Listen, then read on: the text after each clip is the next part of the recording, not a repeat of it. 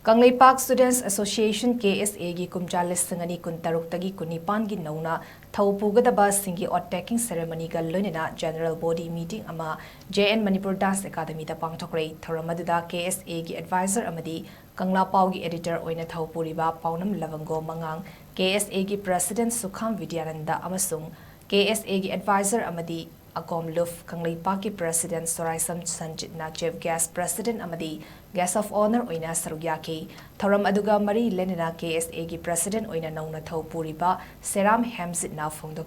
rakpada KSA na mahairo luf ama oina education sector da yengsin bagal lunina fagat hannaba khonabada ajoga thodang lozagani maakna makha taraduna iramdam Kanglaipak asida leiriba private school asi panghongda honglakpa asisu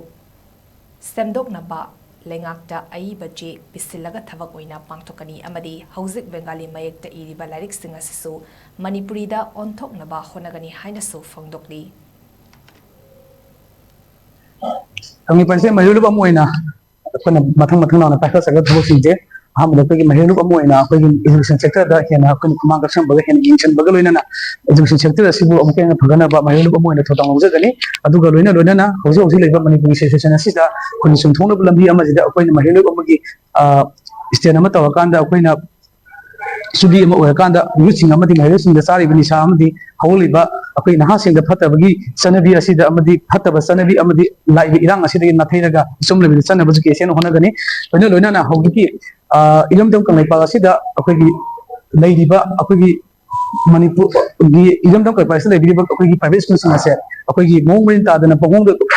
kongolakpa amadi coaching tawina hadir mi ahumri punsalaga hekta school amada pangden khlakpa su masana kalon ge ama aklenga ta su tahondana bai akoi ai base bisalaka na pesa tigini loina na haugi akoi bengali script iriba laising ase akoi mete othongna ba kan khonagani amadi akoi ilamdam Kanglaipak asida akoi research institute amali khana bada makta stakeholder amadi Manipur gi akhang kya tana kanda research institute amali khana ba kan honajagani Lamlambira Nungsibira Hairiba Manipuri feature film Hounabi Matung Enna Changangei Awang LEIKAI LEIBA RAMESHWAR gi YUMDA release TWKHRE thoramaduda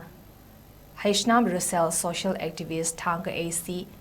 KH Kuleshwar Chairman Film Forum Manipur RAMESHWAR Managing Director RKF Dina Athoiba Mitunglen oina saruyaduna thoramadu mapung fana pangthoki